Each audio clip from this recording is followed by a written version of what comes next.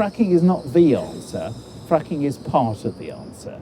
I spend my time promoting all the low-carbon energy sources, including nuclear power. I've done a slight U-turn on that one. So nuclear power needs to be part of it. Gas, including shale gas, needs to be part of it. Renewables need to be part of it. And energy efficiency needs to be part of it.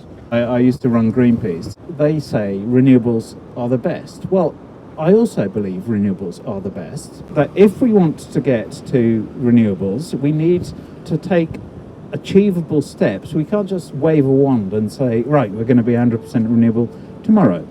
And yes, it's a fossil fuel. Shock horror. It is less bad than coal. It's less bad for the climate, and it is less bad for air pollution. Millions of people are suffering from air pollution around the world. I have 2 teenage children. They live in London, and their health is being damaged by air pollution. Gas is better, less bad than coal, and also than oil. So gas can be used in transport as well as in electricity generation. We have to make sure that there are alternatives available. Otherwise, the Conservative government will just say, well, we need the coal. So we have to take pragmatic steps towards a cleaner future, and gas is part of that.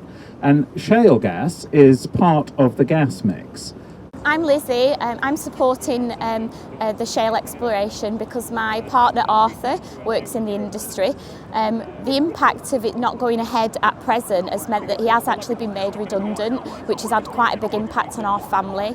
It is less bad for the climate than liquefied natural gas coming in from places like Qatar, like Saudi Arabia, and in future, like Azerbaijan probably. These are places with appalling human rights records. My main reason for supporting the fracking in particular is that I'm looking for security of supply for the country, not necessarily for me because my time is limited, but for my family, my grandchildren and future generations.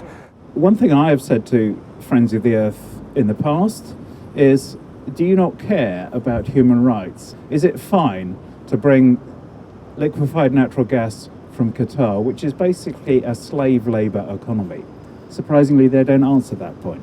They just say we need to preserve our pristine environment in the UK. Never mind the Qataris, the slaves in Qatar.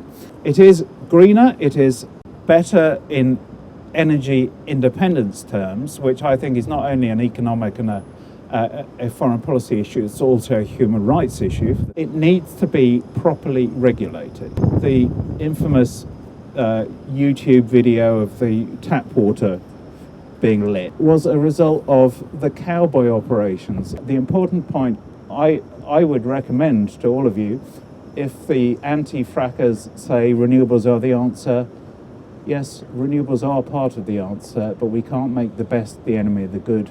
We need all of the answers. Thank you.